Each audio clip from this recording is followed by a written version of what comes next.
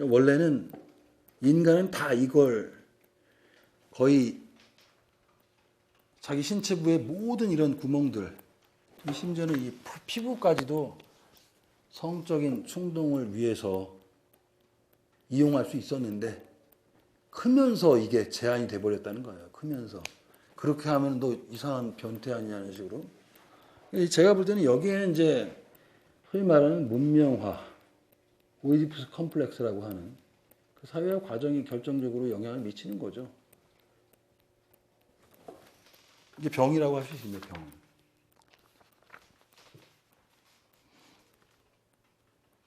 자, 결론. 따라서 우리는 여기서 동성애의 기원에 대한 속지원한 해명을 하기는 어렵다.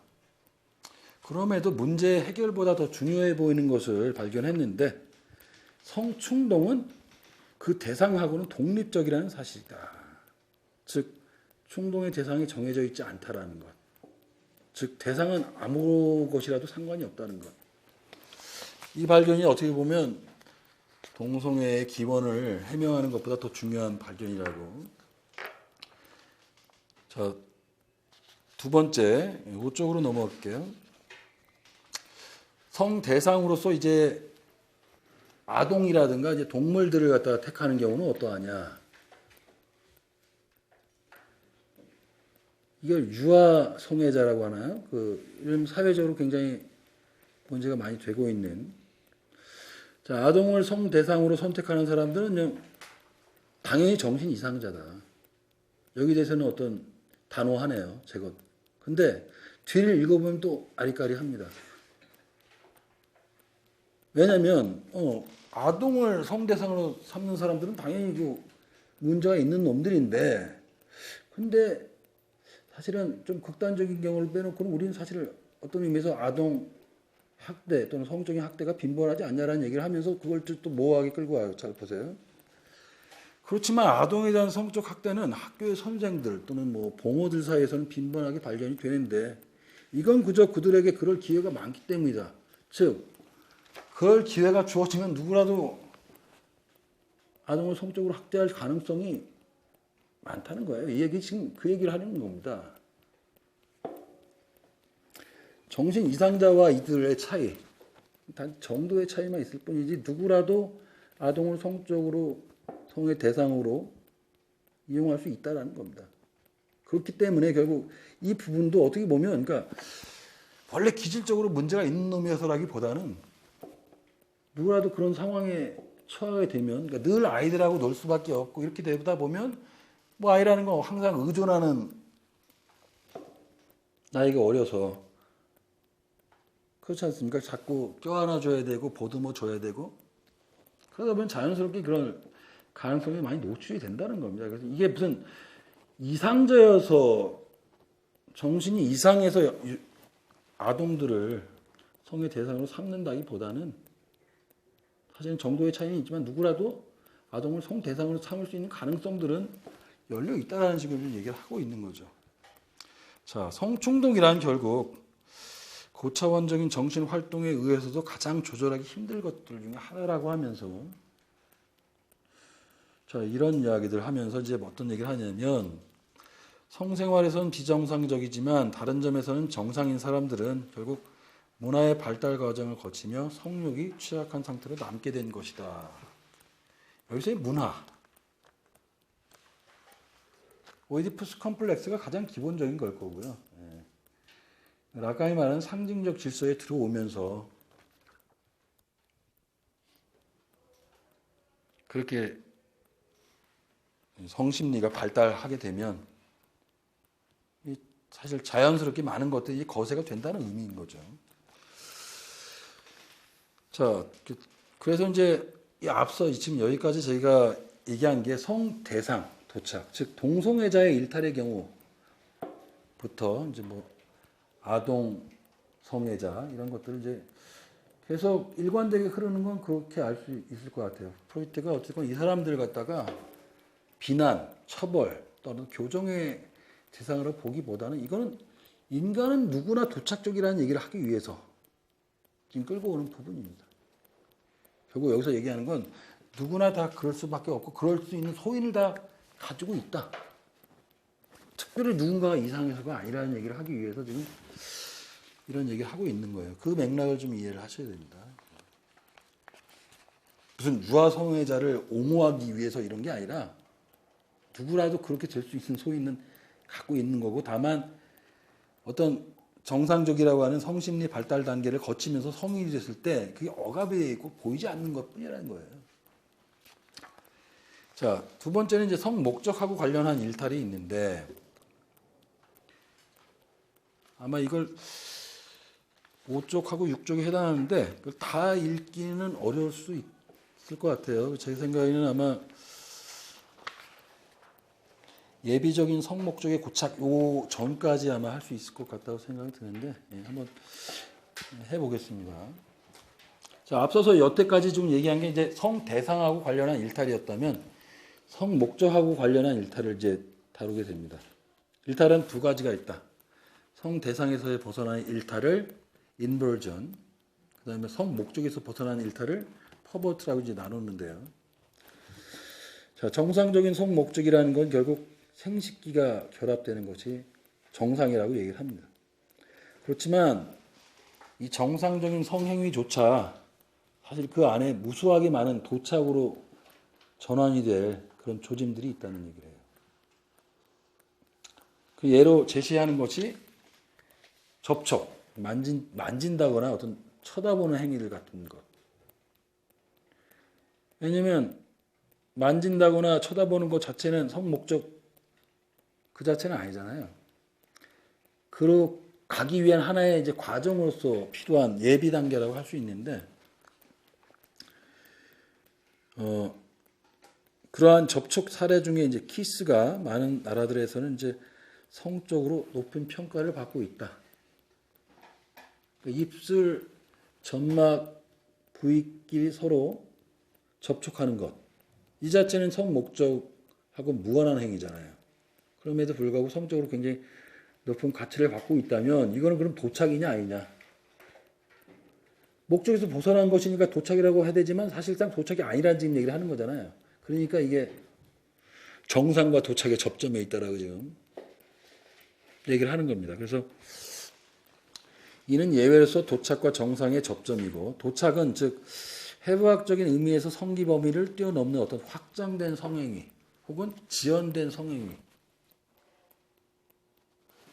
정상이 성기 간의 결합 이것만을 성목적의 정상이라고 한다면 성기 간의 결합을 뛰어넘는 다른 부위에서 이루어지는, 또는 그 중간에 멈춰서 거기서 이제 이후에 목적까지 진행이 안 될 경우, 이런 것들이 이제 다 도착, 정의에 따른 이제 도착이라는 거죠. 그러면서 이제 해부학적인 확장, 그러니까 어떤 제니털이라고 하는 생식기 부위를 넘어서서, 진짜 아까 제가 모든 부위가 다 성감대라고 말씀드렸는데, 자, 그 부분을 이제 점검을 해봅니다. 그래서 과대평가라는 부분이 이제 들어와요. 그 과대평가. 즉 성적인 과대평가는 성 목적이 생식기의 실제적 결합이라는 제한하고 쉽게 타협이 될 수 없고, 신체의 다른 부분들과 관련이 된 활동을 성 목적으로 돌리도록 도와준다. 이 과대평가의 중요성은 남자들에게서 가장 잘 연구가 될 수 있는데, 왜냐하면 우리는 남자들의 성생활에만 접근할 수 있기 때문이다. 그래서 여성에 대한 부분들은 어쨌건 여성 동성애자도 그렇고 굉장히 미지의 영역으로 남겨져 있습니다. 그리고 여성에 대한 문제는 뭐 프로이트가 죽기 전까지도 미지의 영역으로 남을 수밖에 없고요. 자기 스스로 여자는 모르겠다, 퀘스천 마크로 결론을 냈거든요. 그러니까 프로이트에게 여자는 여러모로 일단 상대하기 어려운, 그래서 프로이트의 어떤 정신 분석을 한때 유행했던 반 프로이트, 여기서 보면 너무 지나치게 남성 중심적이다, 또 유럽 중심적이다, 이런 것들이 좀 많았었죠. 그래서 프란츠 파논 같은 사람들은 우리 같은 유색인종 흑인들한테는 오이디푸스 컴플렉스가 없다, 어떻게 설명할 거냐 이런 식의 얘기들을 많이 하죠. 어쨌든 뭐 제가 볼 때는 부한웅의 그 지적은 뭐 상당히 그 어떻게 보면 나이브한 비판이었어요. 사실 그 지금 바로 반론을 왜냐하면은 락강이 바로 반론을 했죠. 실제 아버지가 있고 없고는 중요하지 않다고 보는 거거든요. 거기서 나올 때는 이제 자기들 아버지가 이제 아무래도 이제 뭐 원시 부족 같은 경우는 사냥이라든가 등등 해서 아버지가 항상 부재하는 경우가 많잖아요. 그러니 삼자 관계가 형성이 안 되니까 우리는 그 이론에서 벗어나 있지 않냐. 그랬더니 프로이트도 뭐 비슷한 얘기를 하지만 락강이 결정적으로 그렇게 얘기하죠. 엄마하고 아이 둘만 있어도 삼자 관계다. 왜냐하면 엄마가 제3의 아버지 역할을 대신한다는 거예요. 엄마가 아버지가 없으면 엄마가 금지하는 아버지 역할을 한다는 겁니다. 그러니까 이미 상상적인 아버지는 엄마에 의해서 불러 소환되어 있는 거다. 이렇게 얘기를 해요. 그러니까 실제 아버지는 있고 없고가 오이디푸스 컴플렉스하고 무관하다고 얘기를 하면서 어찌됐건 그런 이런 반론들이 이제 무력화 되기는 했는데 그렇다고는 해도 어찌됐건 근데 그 오이디푸스 컴플렉스는 네. 거세에 대한 불안인데 네. 엄마를 보면서 거세에 대한 불안을 느끼지 않을까? 엄마를 보면서 네, 그러니까 아까 그러니까 그 불안을 갖다가 이게 처음에는 경쟁을 하죠 아버지하고 경쟁을 해서 어머니가 거세됐지만 그 거세된 부분을 내가 채워주겠다라고 경쟁을 하는데 해보니까 안 되는 거예요. 차라리 아예 포기하고 엄마의 결의의 대상이 되기보다는 다른 쪽에서 찾아라고 포기하는 게 이제 해소거든요. 근데 말씀하신 것처럼 어떤 경우가 이제 문제가 되냐면 엄마의 결의를 자기가 끝까지 채워줄 수 있다고 믿고서 이제 아버지를 갖다가 배제시켜버리면 이제 아까 말했던 푸어클레저 뭐라고 그러죠? 폐제라고 번역을 좀 하는 것 같은데 아버지의 어떤 권위나 사회적 어떤 제도나 이 상징적인 질서가 인스톨이 안 돼버리면 그런 이제 문제가 생기는 겁니다. 그러니까 사실은 아쉽지만 자기는 어머니의 욕망의 대상이 되는 걸 포기하고 나중에 그냥 내가 아버지가 됐을 때 어머니와 같은 대상을 대리 취해야겠다. 이게 사실은 이게 근본적인 상실인 거죠. 원래 자기가 원했던 대상은 엄마인데 엄마를 갖다 포기하고 나중에 커서 자기 와이프라고 하는 대리 일종의 대리인일 텐데 그러니까 거기서 당연히 만족을 얻지 못하죠. 계속 욕망이 환유적으로 다른 대상으로 될 수밖에 없고 그러니까 욕망은 기본적으로 만족이 될 수 없는 겁니다. 그러면 우리가 이렇게 가정해 볼 수 있죠. 그러면 그 욕망을 갖다 채우기 위해서 원래 두고 왔던 어머니를 취하면 그러면 해소가 되겠느냐. 그게 바로 정신병이라는 거예요. 두 가지의 선택이 있는 거죠. 또라이가 될 거냐, 신경증자가 될 거냐. 신경증자가 낫다라는 겁니다. 그게 어떻게 보면 좀 제시하는 썩 만족스럽지는 않지만 그냥 우리는 그냥 가장 소중하다고 생각하는 것들을 포기하고 들어와서 이제 신경증자로 남는 거죠. 이게 하나의 주체가 되는 건데. 하여튼 좀 하여튼 성대상의 과대평가. 입술의 이용. 입술이라는 거 아까 제가 말씀드린 것처럼 뭐 키스도 있겠지만 만약에 이제 입술의 이용이 좀 일탈이랄까 문제가 되는 경우는 입술하고 성기가 결합하는 것. 이거는 분명히 도착이라고 할 수 있다. 그렇지만 입술과 입술 간의 결합은 도착이 아니다. 이러한 예외가 정상과 도착의 이제 접점을 이루는데, 자, 이 경우에 혐오감 얘기를 합니다. 이게 디스커스트, 역겨움, 뭐 혐오감 이런 뜻일 텐데, 사실은 그 뒤에 있는 내용이 좀 재밌는데요. 이런 입술, 구강 충동을 제한하는 힘으로 작용하는 것이 이 디스커스트, 혐오감이라는 얘기인데, 근데 재밌는 것이 이 책에는 어떤 내용이 나오냐면 신사가 어떤 어린 여자하고 키스를 할 때는 머뭇거림이 없는데 칫솔은 같이 못 쓴다는 거예요. 칫솔은 같이 못 쓴다는 얘기를 하는 거거든요. 그러니까 이게 좀 웃긴다는 거죠. 근데 거기서 이 역겨움이라는 건 사실은 인습에서 기인한다고 합니다. 인습. 어떻게 보면 그 인습, 제도 이런 게 굉장히 무서운 건데, 한편으로 이 역겨움이나 이런 혐오감이 이것들을 이 충동을 갖다가 제한하는 힘으로 작용하는 건 이제 첫 번째로 이제 등장을 하고요. 자, 학문도 이제 성기관으로 이제 이용이 될 수 있는 거죠. 학문과 관계되는 성행위는 앞서와 마찬가지로 혐오감 때문에 그 목적 자체가 아예 도착으로 낙인이 찍힌다. 그렇지만 문제의 그 기관이 배설의 기능을 담당하며 그래서 배설물하고 접촉하게 된다고 말함으로써 학문 성행의 혐오감을 주장하는 그런 사람들은 가령 여성 히스테리자들의 주장, 즉 남성의 생식기가 오줌을 누는데 사용되기 때문에 혐오스럽다는 주장보다 나을 게 없다는 거예요. 똑같다는 겁니다. 그러니까 이게 설득력이 없다는 거죠. 그래서 또한 학문에 대한 선호가 절대 뭐 동성애의 특성이 아니라고 제가 말씀드렸었고요. 오히려 남성과의 어떤 학문 성애는 여성과 행하는 어떤 유사한 성행위의 기원을 둔다.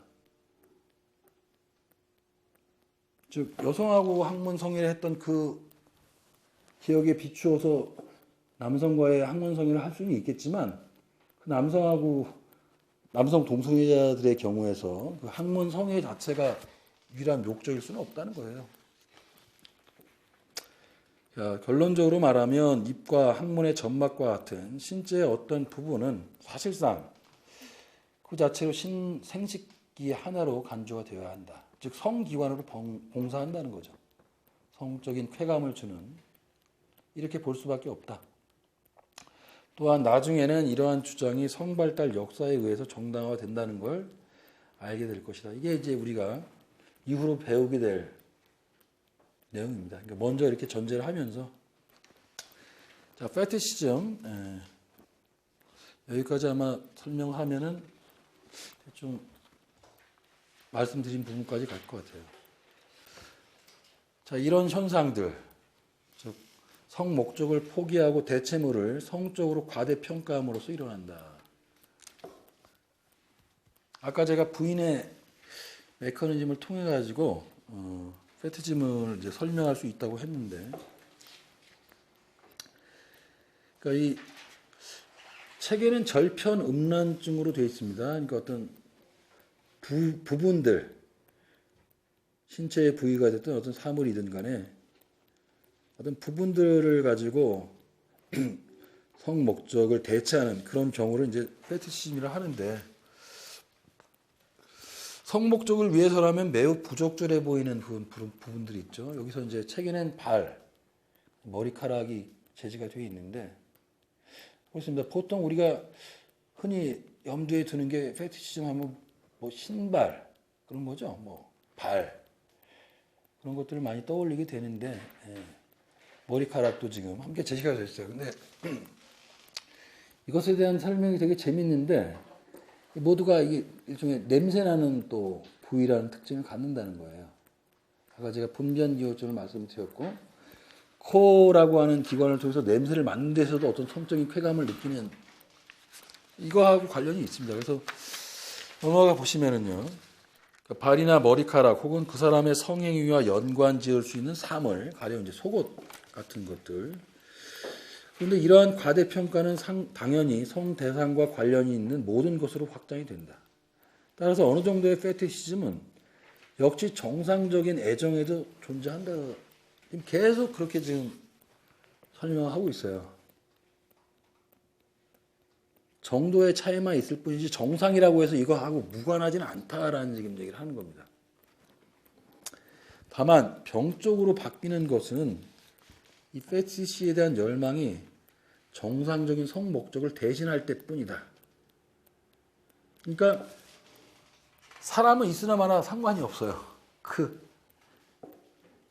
부위, 어떤 그 사물만 있어도 성 목적에 다다를 수 있다라고 한다면 이게 병적이라는 거죠. 그렇지만 정상적인 행위로서 이제 성 목적을 향해 가는 과정에는 당연히 이런 것들이 예비적인 과정으로 존재한다는 거예요. 근데 이런 것까지도 무슨 도착이나 일탈로 볼 수 있겠냐. 이건 일종의 이렇게 보는 거죠.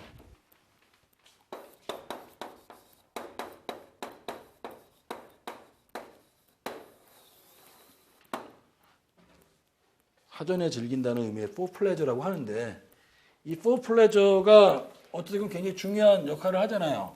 이게 기독교랄까 이런 윤리에 의해서 완전히 뭔가 경멸할 만한 그런 식으로 돼가지고 이것을 갖다가 우리가 모르겠어요. 한국이나 뭐 서양도 아마 프로이트가 살 시절만 하더라도 스스로 이거 하면서 자랑스러워할 만한 사람은 별로 없었을 거예요. 즐겼기는 했겠지만은 혹시라도 이거 뭐 좀 그래서 고해하고 그랬을 수도 있을 것 같아요. 왜냐면 이게 사실은 기독교 윤리에 따르면 자식을 갖는 거는 이제 하느님의 종으로서 재생산을 위해서 갖는 것이지 거기서 즐거움이나 쾌락을 얻기 위해서 갖는 게 아니거든요. 성은 그러니까 이거는 이제 이거죠. 리프로덕션. 성윤리, 성모랄이 이겁니다. 예전에 기독교도 그렇고 아마 동양에서도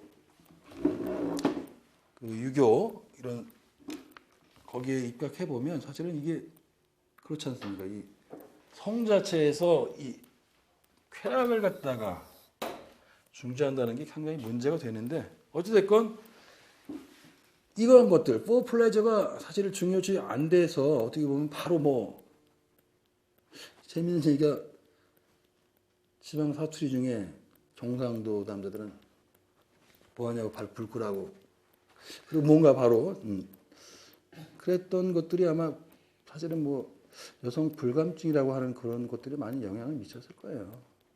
전혀 준비가 없이 자기의 어떤 남성과 아마 여성은 좀 다를 것 같은데 남성이 어떻게 보면 남성도 사실은 그런 기술들을 갖다 무슨 따로 뭐 배우는 것도 아닐 거고 말이죠.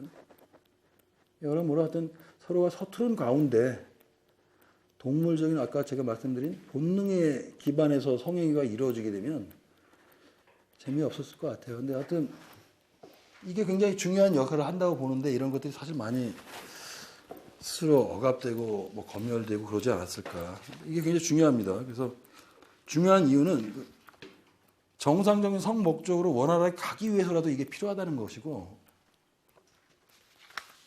그런 의미에서 성행위 어떤 도상, 그 진행하는 과정 중에 어떤 부위에 특별히 집착해서 잠시 이렇게 머뭇거리는 정도는 뭐 일상적이다라고 보는 거죠.